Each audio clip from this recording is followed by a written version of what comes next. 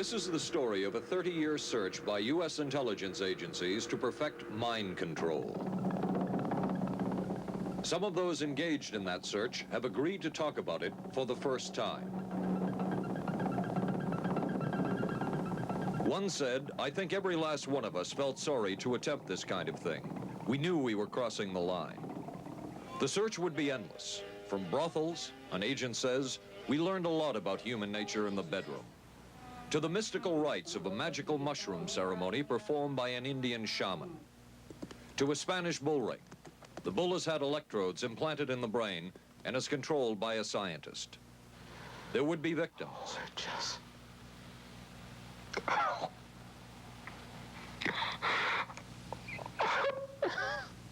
One intelligence agency tried to peel this man's mind back to reveal its deepest secrets.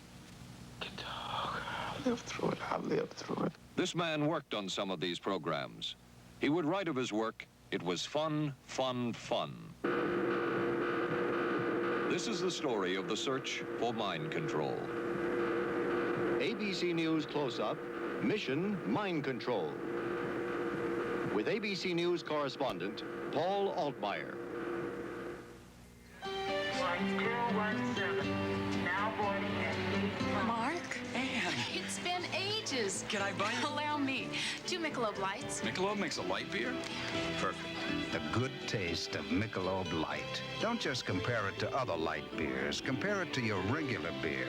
It's that good. You always did go first class. Your ticket to San Francisco. Thank you. San Francisco? You too? Good taste runs in the family. Mrs. Cooper, I need help. With all these different dog foods, I don't know what kind to feed him. Dry, soft. Honey, it's not the form, it's the formula. Those are for any dog, young, old, whatever. But Cycle 2 dog food is especially for dogs ages 1 to 7, like mine. The Cycle 2 formula has just what dogs in their active years need to help stay healthy. And happy. With Cycle, I know what to feed him. Now get Cycle 2 in 25-pound bags. We are not professing to tell you the complete story of these activities. We are professing to tell you the complete story that we know. Right. But these records that we've uncovered don't tell the story. They tell pieces of it. This is a story that has been told in bits and pieces. This is an attempt to pull most of it together. We know we don't have the full story. We do, however, have some striking new revelations and insights. The story begins here, just off the nation's front yard, the Mall. The buildings behind me were the headquarters for the World War II Office of Strategic Services. It was here that the first halting steps toward mind control began. The shaper and molder of OSS was General Wild Bill Donovan. He said of his group's work, "We may have made mistakes, but we were not afraid to try things that were never done before." In this anything-goes atmosphere, Donovan appointed this man, Stanley Lovell, a Boston industrialist, to break new ground in many scientific and technical fields. Donovan called Lovell his Dr. Moriarty, after the fiendish professor in Sherlock Holmes. Lovell liked the name and posed for this Saturday Evening Post photo. He later wrote of his OSS job that it was, quote, to stimulate the Peck's bad boy beneath the surface of every American scientist and to say to him, throw all of your normal law-abiding concepts out of the window. Here's a chance to raise merry hell. It was in this atmosphere that the search for mind control began. This bizarre man would be an active participant in that search over the next 2 decades. His name is George White, an OSS captain who had formerly been with the Bureau of Narcotics. In his diary, seen here publicly for the first time, White left a legacy of the darker side of American intelligence work. He received his early OSS training at the British-run school at Oshawa, Canada, the same school where Ian Fleming, the creator of James Bond, was trained. White referred to the school in his diaries as the Oshawa School of Mayhem and Murder. Mike Burke, former OSS colleague of White's and now president of Madison Square Garden Center. Very compelling fellow, mysterious fellow, almost mystical fellow. He was fascinating because you knew something about him, but not enough about him to really get a fix on him. He also knew a great deal about the swifter elements of society, the gamier side of life, and he was very impressive in his technical knowledge of the underworld, so to speak. He said one of our men gets beat up. He says, you have to act real fast and teach these guys a lesson. Charles Siragusa, a former narcotics officer and friend of White's. He'll come around, he says, and break your kneecaps. And with that, one guy laughed, and George would always have little Billy with him. And this one guy sort of naked. George White turned around and whapped him across the neck with it. Then he picked up a pool stick and started beating everybody up. He made his point. And he made his point. George White was not a man of understatement or subtleties. His boss at OSS, Stanley Lovell, referred to him as deadly and dedicated. In this note from White's diaries, it says, call Lovell regarding TD. TD was a rather transparent cover for Truth Drug. George White worked with the Truth Drug Committee here at St. Elizabeth's Hospital in the nation's capital. They experimented with mescaline, scopolamine, and marijuana on unwitting victims. The committee soon learned there was no easy panacea, no truth drug at this stage. But White and later colleagues would not stop trying. The goal remained the same.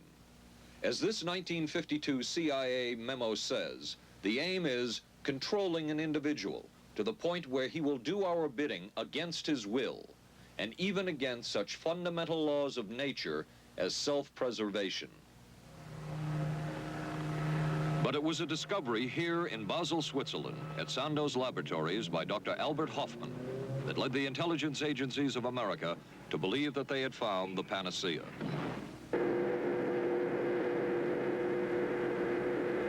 The discovery was lysergic acid diethylamide, LSD.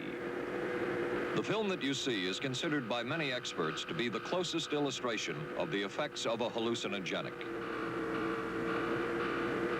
It was one of the first times that anybody had run into a powerful drug that was different than anything else that they knew anything about.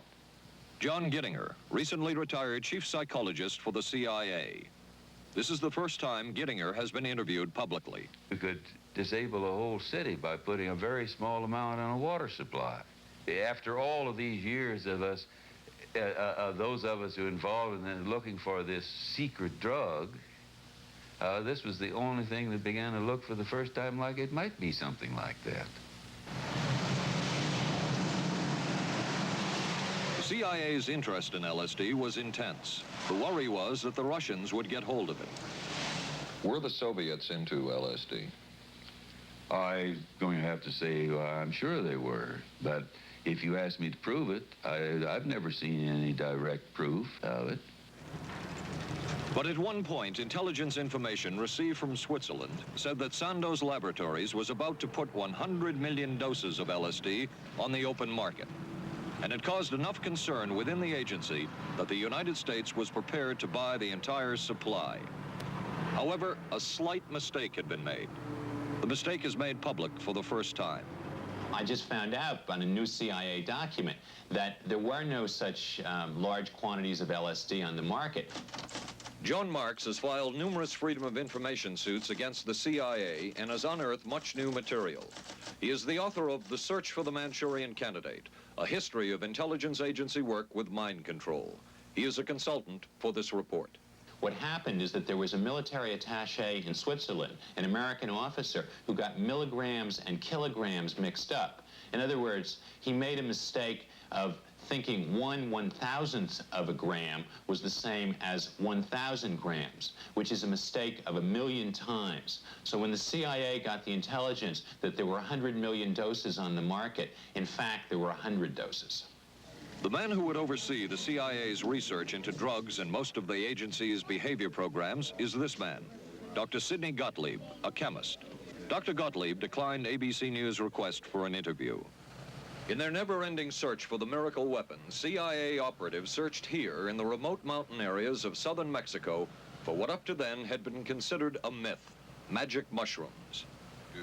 They used this man, a part-time chemist with the CIA, to dupe this man, a vice president of a bank, and an amateur mycologist or mushroom expert to try to get to the magic mushrooms and turn them into a drug. But it would be the amateur, R. Gordon Wasson and his colleagues, who would win the race and develop the drug psilocybin from the magic mushrooms. We went into the Mazatec area, far from the highways, remote from Mexico City. There we found that rotten bagasse, as it's called, bagasso, covered with mushrooms. These mushrooms I didn't know, had never seen. They were the sacred mushrooms. Wasson would also discover and record the ancient mystical rites of the mushrooms from a local shaman or magical priestess, Maria Sabina. And we were seeing incredible sights. They would go slowly or they would go fast as I ordained. All your senses are rendered acute. We say that you see visions, you see hallucinations, but that doesn't begin to tell the story. The hallucinations are only part of it. You hear sounds, you smell things. The night was thrilling. Word of Wasson's discovery reached the CIA quickly. Dr. James Moore, a University of Delaware chemist, secretly served the CIA preparing deadly chemicals on short notice. Moore was instructed to get close to Wasson and accompany him on another trip to Mexico to get the magic mushrooms. Internal documents show the CIA felt a drug derived from the mushrooms could remain an agency secret. What in the world were they looking for with the magic mushrooms? I think the best answer to that is that they were looking for fundamental information on compounds that would be capable of causing changes in behavior, changes in mental attitude. Did you ever consider what would have happened if any of these substances were given to, say, unwitting people? Oh, I don't remember having considered that specifically. What if you, I trust perhaps you've thought about it. Well, I haven't worried about it. Your question again, what would I have thought had I known that any of these substances would have been given to unwitting persons? You mean a hostile agent of another government? No, I mean that was probably one of the things I had in mind. I mean testing it out on an American citizen. I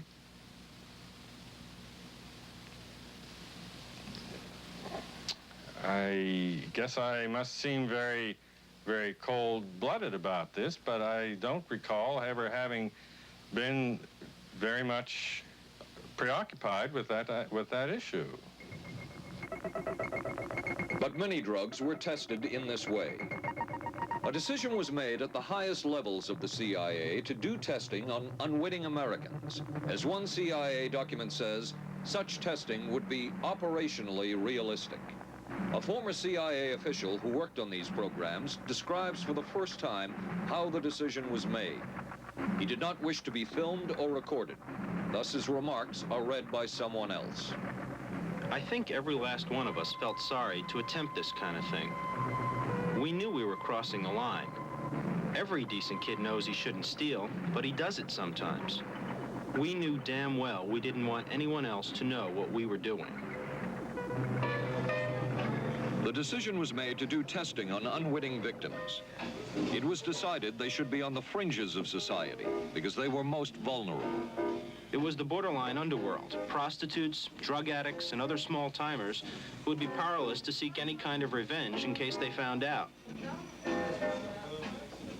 And as their predecessors had a decade earlier, the CIA turned to George White for help. White was now a high-ranking narcotics official, and by this time, the stories about George White were legendary. So the waiter says, "You may help you, monsieur?" And George White was busy talking with me. He paid no attention to the waiter, so the waiter tapped him on the shoulder, says, "May I help you, monsieur?" George White turned around, whipped his gun out, and stuck it in the guy's face like this in this crowded restaurant. George White did not mind bending the law, and he knew the street well. He was the ideal choice for what the CIA had in mind. We were Ivy League, white, middle class.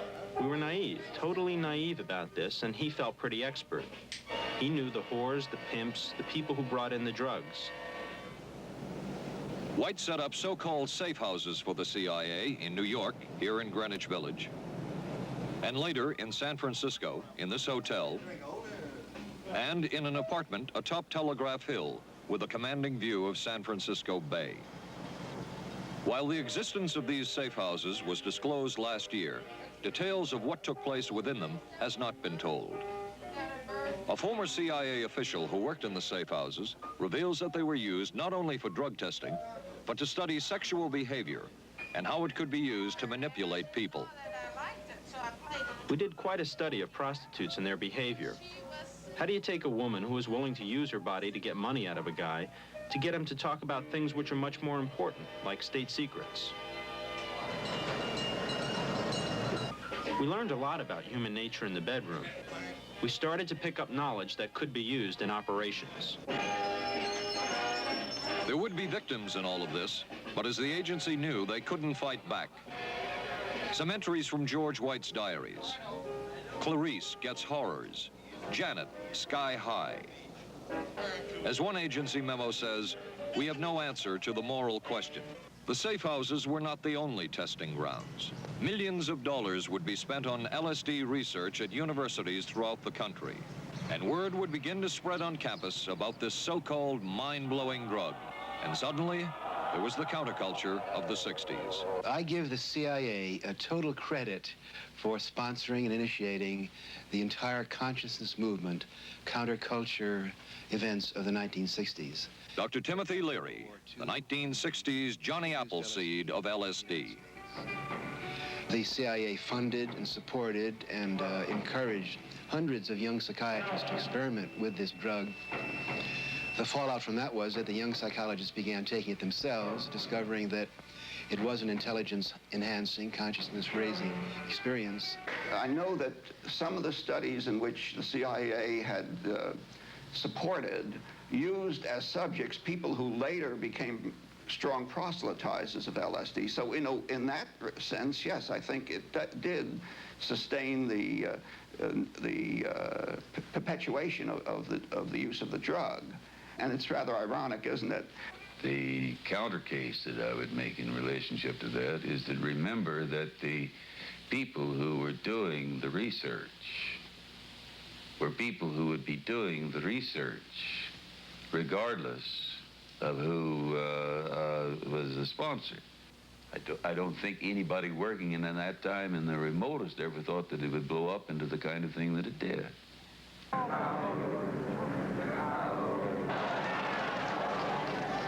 History will judge the role of the CIA and other intelligence agencies in unwittingly contributing to the counterculture of the 60s through their intense interest in LSD and other hallucinogenics. But for the moment, at least, the argument can be made that the CIA helped usher in the age of Aquarius.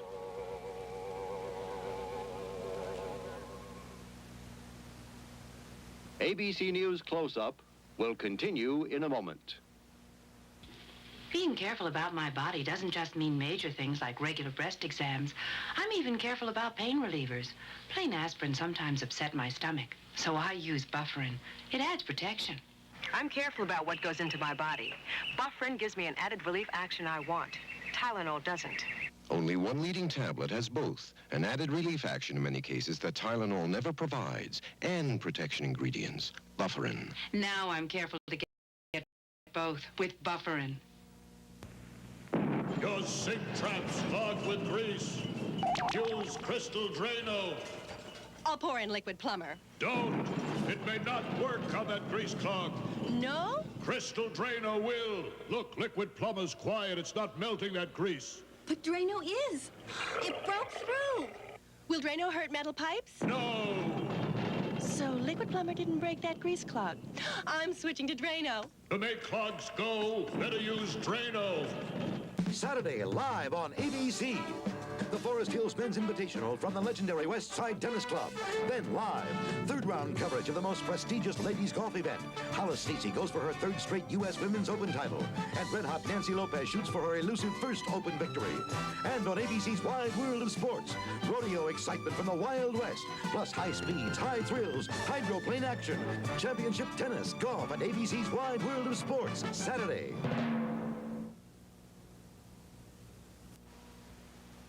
Wednesday on 8 is Enough. We got the buggy fever. The Bradford girls go disco crazy. Hey, hiya, hun. What do you say we get, down? And the summer's off to a red-hot start. And Charlie's Angels play the horses. I want to be a jockey. But end up in a dead heat with death. Then, the ghost of Jack the Ripper haunts the back streets of Vegas. Tomorrow, starting at 8, 7 Central and Mountain on ABC.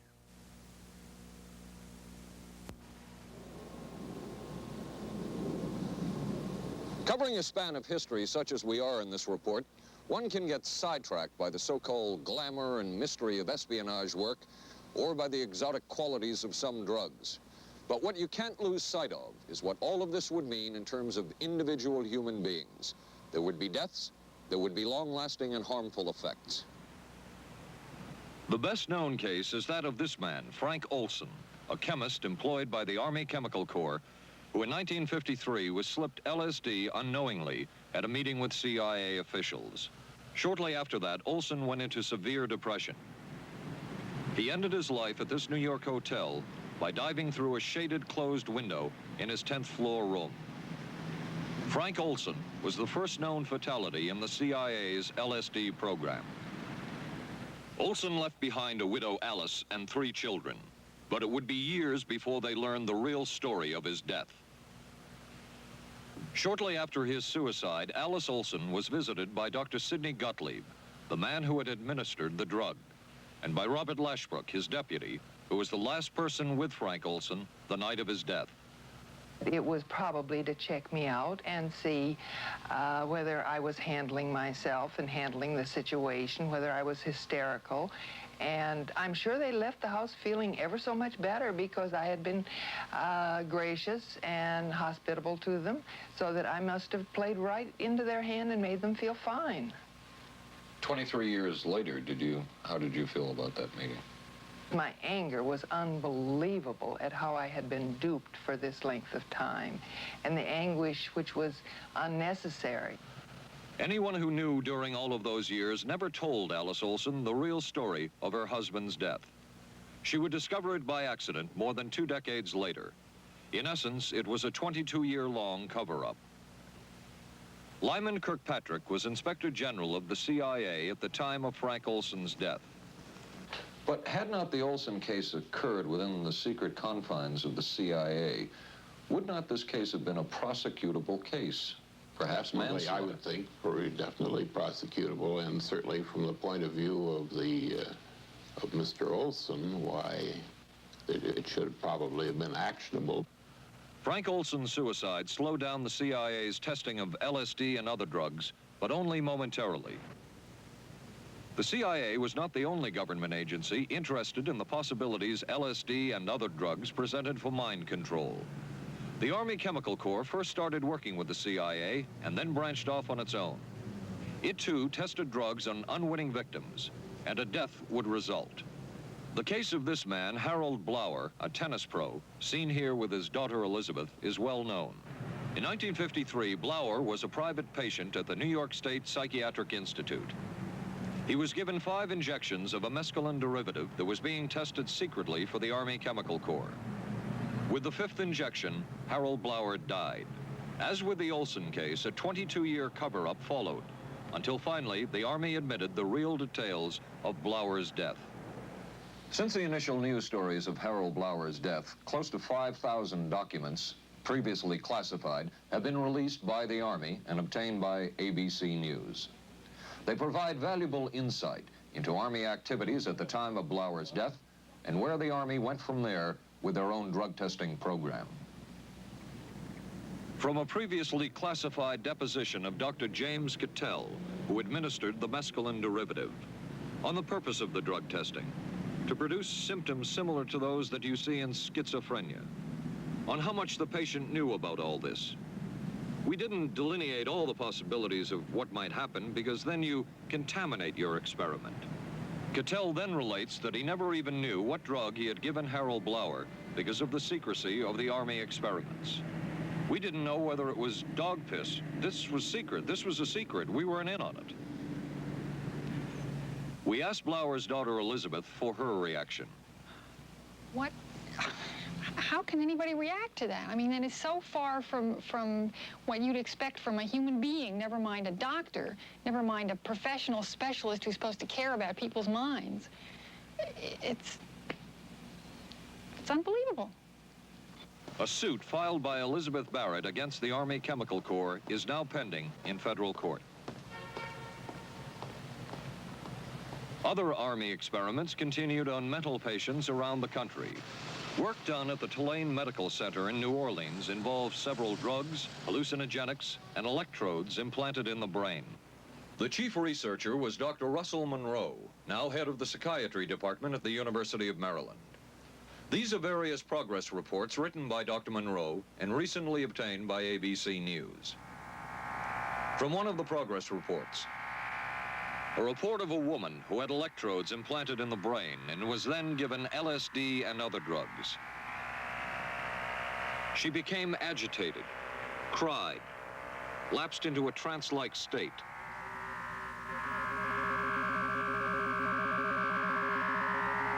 Felt as if she were about to have a convulsion, experienced waves of darkness and light,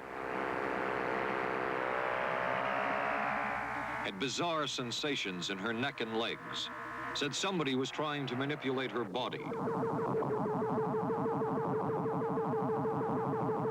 At this point, Dr. Monroe wrote that the woman was obviously having paranoid ideas. As a layperson, perhaps you can enlighten me. What therapeutic effect would the type of experiment that I just described have on a patient? Well, the therapeutic effect would be indirect. Was this patient aware that she was being given LSD? Yes, I mean, they were told that they would be given some medication, and they specifically LSD? Well, we told them, I don't think that they would have even known what LSD was then at the time. They were told that they were going to they would be given some medications which might make them feel worse. Dr. Monroe, what do you think the Army Chemical Corps was looking for in all of this testing? They were looking for an incapacitating agent, an agent that would not harm the person permanently, but would incapacitate them temporarily. That seemed like a humanistic way to wage a war, if war is necessary. When James Thornwell was given LSD by Army intelligence in 1961, this time it was no experiment. This time, the express purpose was to peel back Thornwell's brain to bear any secret within it. This time, the Army had gone operational. Thornwell, as reported on ABC last January, was an Army private stationed in Orléans, France. Classified documents were missing from his unit. Thornwell became a suspect. His 2.5-month interrogation included administration of sodium pentothal, hypnosis, isolation, and deprivation of sleep. Army documents obtained by ABC News refer to this interrogation as conventional. Despite the severe questioning, Army intelligence was getting nowhere with Thornwell, and it was decided to slip him LSD. For 16 years, Thornwell never knew what had hit him. Tell me about the acid. I'd rather not. It's a bad trip. It's a bad trip. That was a bad trip. The pain was so excruciating. Felt like somebody was sticking me with 1,000,000 pins. You know, just everywhere. Oh, it just... Oh.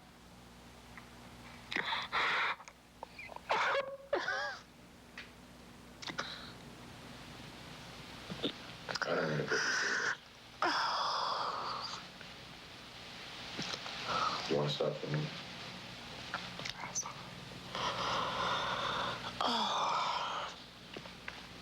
I walked around. What's up? Oh, I can talk. I'll live through it. I'll live through it. I'll live through it. No charges were ever brought by the Army against Thornwell. He was discharged for psychological disorders. But an Army psychiatric evaluation of Thornwell obtained by ABC News, one which was done prior to Thornwell having been given LSD, says of him, fairly cooperative, oriented, alert, and gave no evidence of psychosis or depression. From the Army's point of view, this type of LSD interrogation was a success. Other documents refer to the exploitability of interrogation subjects, cracking them, keeping them off balance mentally, and providing an economical, speedy, and productive aid to interrogation. From James Thornwell's point of view, it was no success. Thornwell still has serious problems. He's run through 2 marriages. He maintains he can't hold a job, can't concentrate, has nightmares, and feels socially and emotionally isolated. Last fall, Thornwell filed suit against the government in federal court. In a moment, we will examine the closest experimentation to brainwashing that we have uncovered.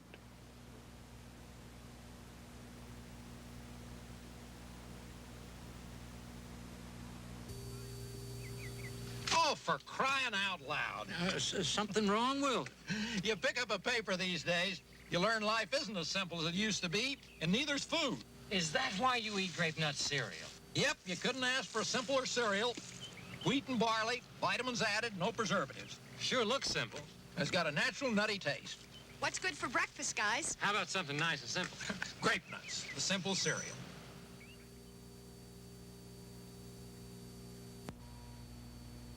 Maxwell House is coffee you can count on. Maxwell House, good to the last drop.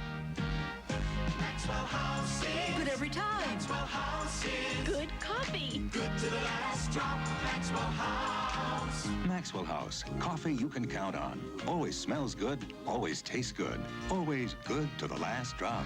Maxwell House is good news. Good to the last drop. Maxwell House. ABC News Close-Up will continue in a moment. Special baseball. The Yankees take on the Angels Friday night on ABC. This is a heavy-duty stick-up, and this is a good place for it. New heavy-duty stick-ups from Airwick for small places with big odors.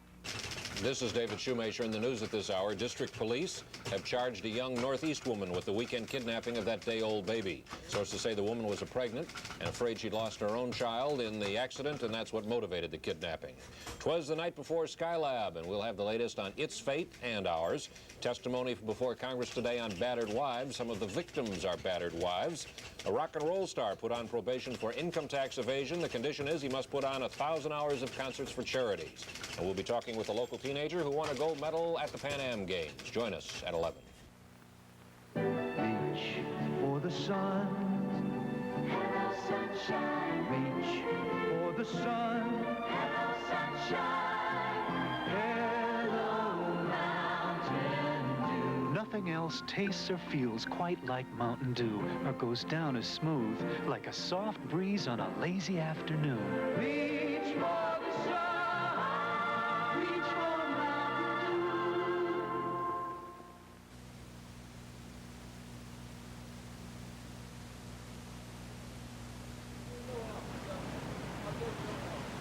By far, the most chilling experiments we have uncovered took place at this Gothic estate called Ravenscrag, halfway up Mount Royal in Montreal. It houses the Allen Memorial Institute of Psychiatry of McGill University. It was here that the CIA funded a series of experiments, severe experiments. The work was done by the Institute's then director, Dr. Ewan Cameron. It is the closest experimentation to brainwashing yet disclosed. His work, unprecedented in psychiatry, consisted of 3 areas which he called sleep therapy, psychic driving, and the ultimate depatterning. Dr. Maurice Dongier, current head of the Allen Memorial Institute. In his psychic driving, so-called type of therapy, he would give the patient intensive electric treatment in order to make the patient regress deeply, become forgetful. and then he would attempt to implant new ideas in the mind of the patient. Now, to a layman, it would appear that Dr. Cameron was trying to take the slate and wipe it clean, the slate being the mind. In other words, brainwashing. Exactly, that's a very good comparison. Brainwashing. Yes, if you like. Val Orlico of Winnipeg, Canada, the wife of a member of the Canadian Parliament, was a patient of Dr. Cameron's. She entered the Allen Memorial Institute because of severe depression. She describes for the first time publicly the LSD therapy and psychic driving treatment that she was given by Dr. Cameron. And then the drug began to take hold very rapidly because it was an IV injection. And things became very furry and very frightening, and had a lot of sensations that it's very difficult to recall. Nobody explained it to me. Nobody ever asked me if I was willing to do it or anything. He had this feeling that he would be able to get through the resistance of illness and to reach deep changes very quickly. Did he? I don't think that when you look at that in retrospect, the hopes that he had have been in any way fulfilled. But Cameron would plunge on. The next step was what he called psychic driving. This involved almost endless tape-recorded messages and more drugs for the patient. Cameron wrote that this was the way to make direct control changes in personality. I thought this was the coldest and most impersonal treatment that anybody could give to anybody in the world. And I became more and more despondent and more angry. I just became so despondent that I thought I can't live like this any longer. And I thought I would just go out and throw myself underneath the cars on McGregor. I stood on the curb of that street and I stood there and I thought, okay, go. Okay, go. And then I thought, what if you're not killed? What if you're just maimed? What if you don't die and you live and you can't even talk anymore? And I couldn't do it. The most severe technique Cameron used was de-patterning. He described it as breaking up the existing patterns of behavior by means of intensive electroshock therapy with prolonged periods of sleep. He carried out these experiments in something he called the sleep rooms. People in there were like babies. They cried and they were very disoriented. And we were very afraid of the sleep room. We used to walk very carefully against the side of the corridor that was opposite the sleep room with our backs to the wall when we'd go by. Cameron used this combined sleep electroshock treatment on patients as long as 30 days. One patient he kept asleep for 65 days. Cameron retired, and his successor, Dr. Robert Cleghorn, ordered a follow-up study on the patients treated with Cameron's de-patterning method. It showed that it was no more beneficial in its result than the use of more conservative methods. But the follow-up study showed that 60% of those who had been de-patterned still had amnesia for periods of anywhere from 6 months to 10 years. That's quite a memory loss, isn't it? That is a memory loss. Indeed it is. It's I think, more than desirable. In retrospect, does Dr. Cameron's experimentation and his treatment appear harsh? I would say yes. I mean, this forceful type of approach that I was describing to you is definitely, it can be said that it's harsh. I wouldn't call it harsh. I would say it was harder on the staff than it was on the patients, because these people had to be fed and they had to be cared for and they had to be given sufficient fluid and food and toileted and so on and so forth. It was a very difficult thing for the staff to follow these patients properly and see that they did well. Well, I'm glad he was concerned for the staff. But damn it all, I wouldn't.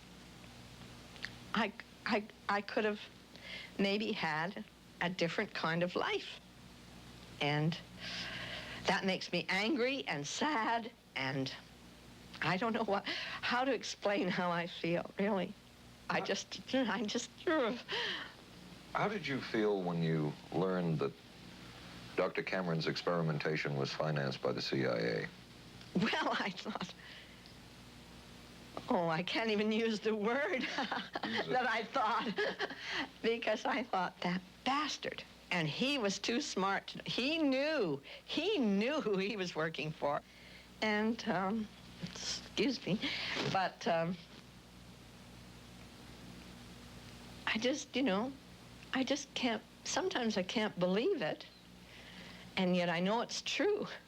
If you had the opportunity to say something to the people at the Central Intelligence Agency who financed this study, what would you say? I realize the CIA is a very important organization, and they have a very important job to do. But God, it surely doesn't have to be done on people who are totally incapable of knowing what's happening or having any defense against it. And I can't imagine the mentality of people who would do this. I just can't. As for Dr. Cameron, he died in 1966 while mountain climbing. A colleague wrote of Cameron, "For him, the ends justified the means. And when one is dealing with the waste of human potential, it is easy to adopt this stance." Dr. Cameron seemed ideally suited for what the CIA had in mind.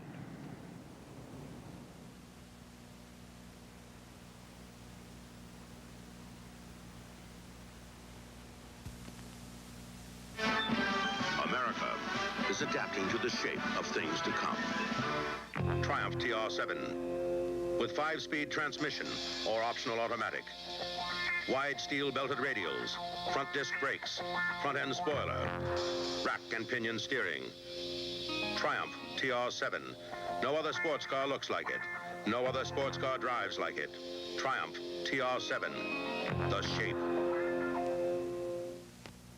Hey, don't worry. They just got lucky. I'm sorry. I let us down. Forget it. We'll beat them next week. No, I really let us down. Come on. How about a Michelob Light, huh? Michelob makes a light beer?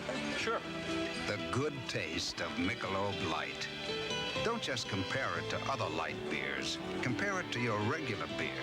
It's that good. This Michelob Light is great. Hey, you know what our real problem was today? Yeah, you were terrible. Good taste runs in the family. The many roles I play call for many hairstyles. So I use hot curlers, blow dryers, things that can be brutal to hair. I switched from one conditioner to another looking for help. Then came Alberto VO5 hot oil treatment. It works just like a salon hot oil treatment, but takes less time and money. I just heat a tube, smooth it in, and shampoo.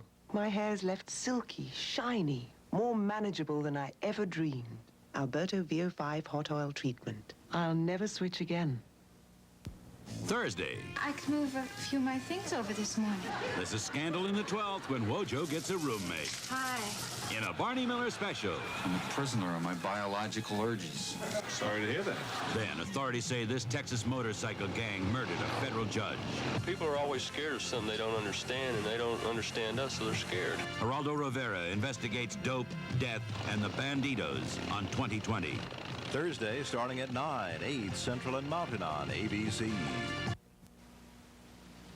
It was the Cold War, and especially the trial of Joseph Cardinal Mindszenty, who was forced to testify in a Hungarian court that he was a spy.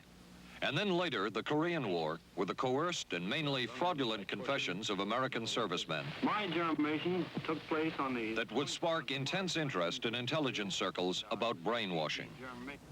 The CIA secretly commissioned a study of communist brainwashing methods at the Cornell University Medical Center. A leader of that study was Dr. Lawrence Hinkle. He explains first the Russian method of controlling and breaking a person. Absolutely isolated from everyone else, with one man whose job it is to get you to write the extent to which you are a criminal. In this setting, you can get people to do most anything, do you see? Because you don't have to lay a hand on them. And by the time you get through and you go up before the judge, the fellow says, "Were you a spy?" He says, "Yes, I was a spy." The Chinese never really had this kind of a state police system. They would get him in, and all this fellow does is ask you to write, rewrite, and talk to him about your whole life. He graduated from pilot training in 1949. While the purpose of the study was to find out about communist brainwashing techniques, CIA documents show that the agency was interested in developing mind control methods of its own to precondition and control Chinese living in this country to be sent back to their homeland as CIA agents. What do you think they were looking for?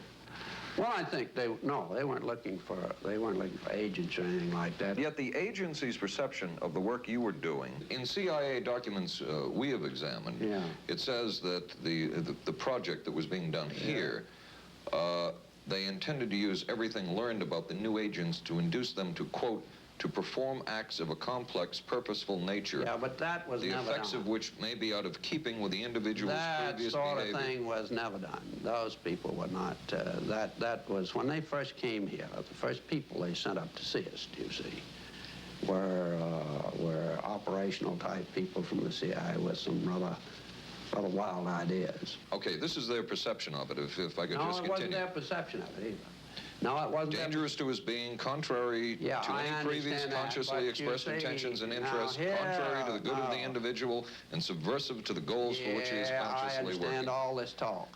But the situation was, you see, those things were never done because of wise people on both sides.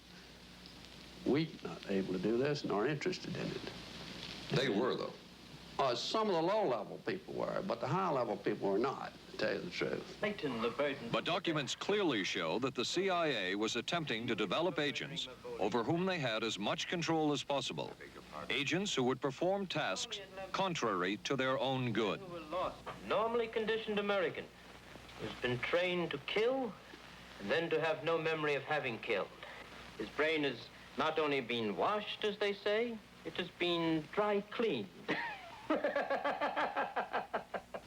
Is a Manchurian candidate, controlled by others to do things against his will, possible? It was a remarkable film because, as far as I'm concerned, it made something totally impossible seem absolutely credible.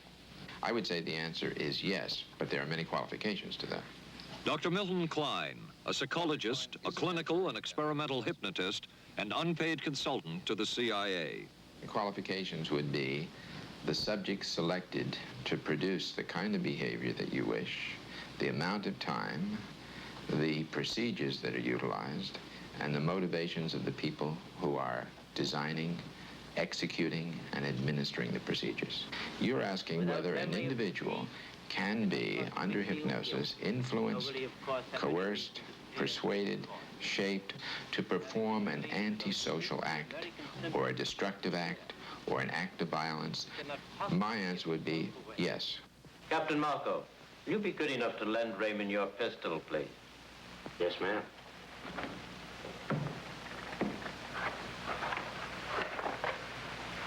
Thanks, Ben. Sure, kid. Shoot Bobby, Raymond. Through the forehead.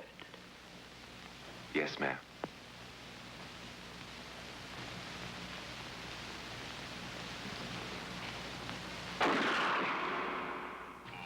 How valuable a tool can hypnosis be in the intelligence field? None whatsoever.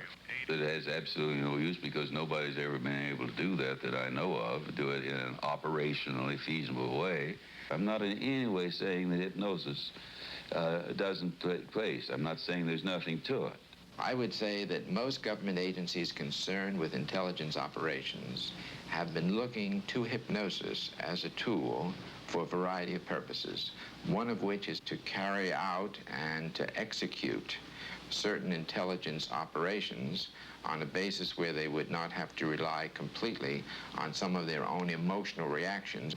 Actually, would that entail murder? It could, if you consider that an act of killing someone under circumstances of war is murder. I think one has to define what that means. Under circumstances of peace? Under circumstances of peace, it would be murder. Another former CIA agent says that Fidel Castro at one time was considered as a possible target for a Manchurian candidate. Castro was naturally our discussion point. Could you get somebody gung-ho enough that they would go in and get him? But if you have 100% control of a guy, you have 100% dependency. If something happens and you haven't programmed it in, you've got a problem. So in the end, it was decided that a Manchurian candidate was not feasible. But the search for mind control continued. But could the mind be controlled? Perhaps not.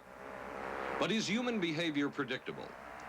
In this area, the CIA did make a significant breakthrough.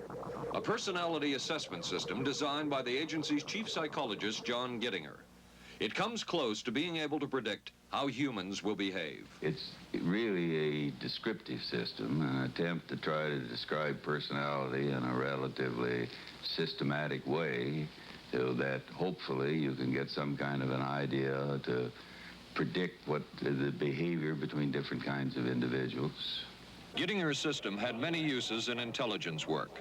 One was to draw personality portraits of world leaders.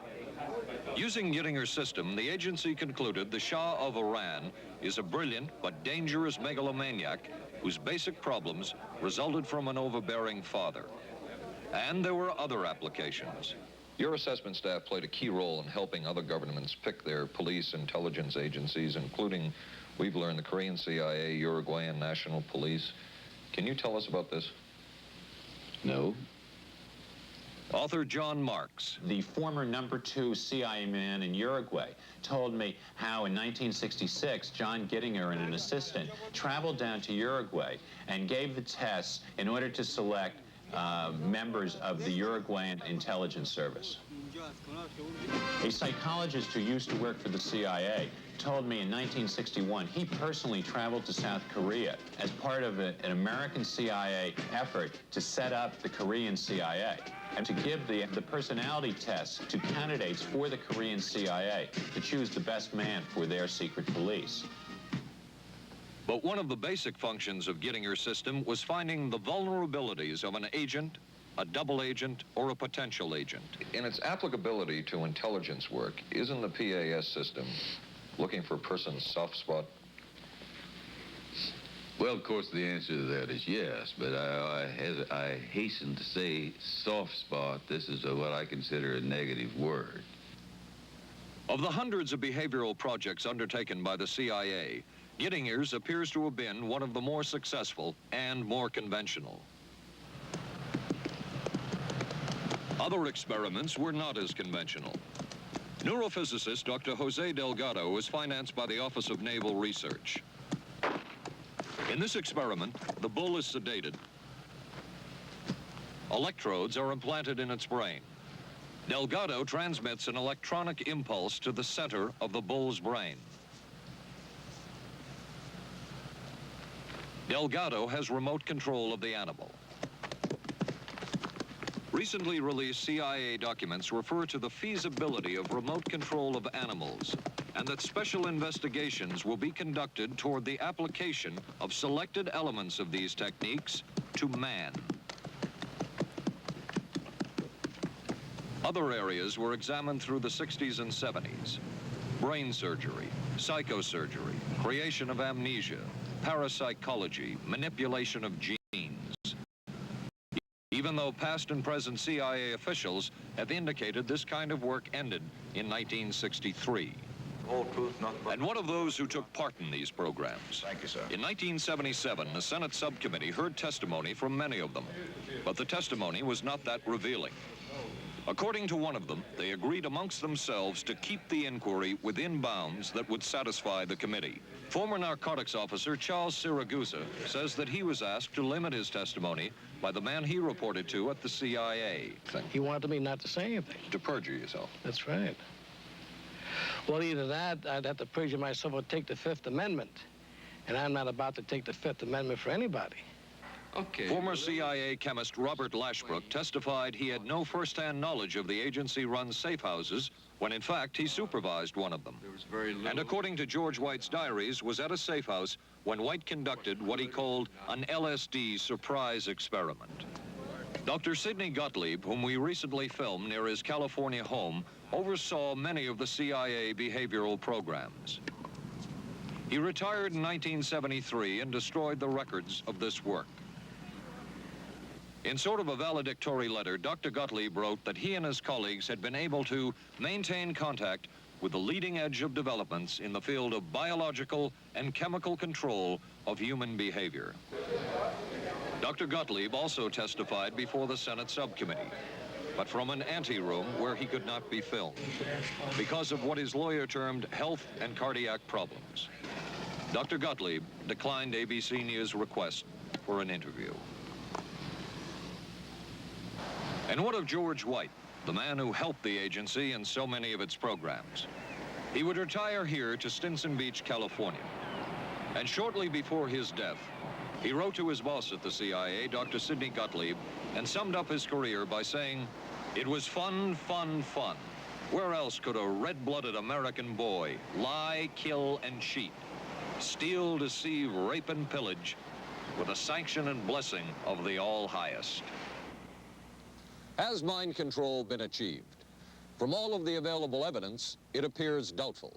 The human will has prevailed up to this point. But as we have seen, work is continuing in this field, work that we still don't know very much about. How deeply are the Russians and other dictatorships into all of this? We really can't say, and the CIA is reluctant to give out information about it. But the basic question remains, what place does all of this have within a democracy? One final point should be made. As one of the persons who worked on these programs told us, we are very capable, conscientious, and very dedicated scientists working for our country. Their work speaks for itself. This is Paul Altmeyer for ABC News. Good night. Here's a great idea. Potato peeler? Nope. Hair curler. It's Vanish Bowl Freshener.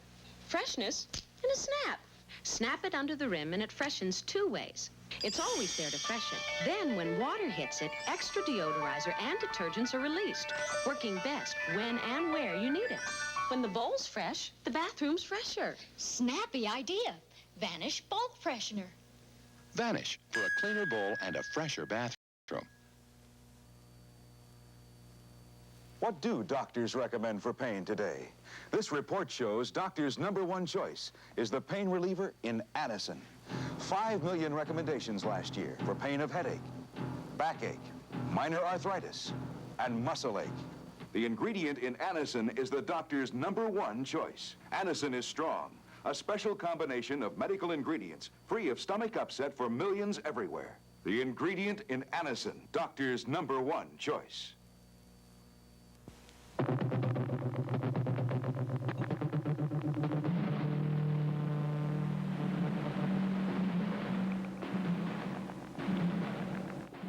Stay tuned for local news next. Then live from the Johnson Space Center in Houston, ABC News will track the approach of Skylab as it nears re-entry. Skylab, the final hours. Right after Twiggy and Dirk Benedict of Battlestar Galactica star in I Want Her Dead on the Tuesday Movie of the Week, tonight on ABC.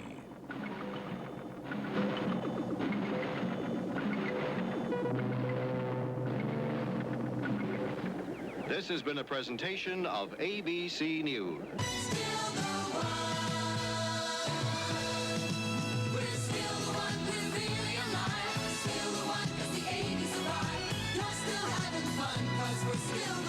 Still the one, ABC.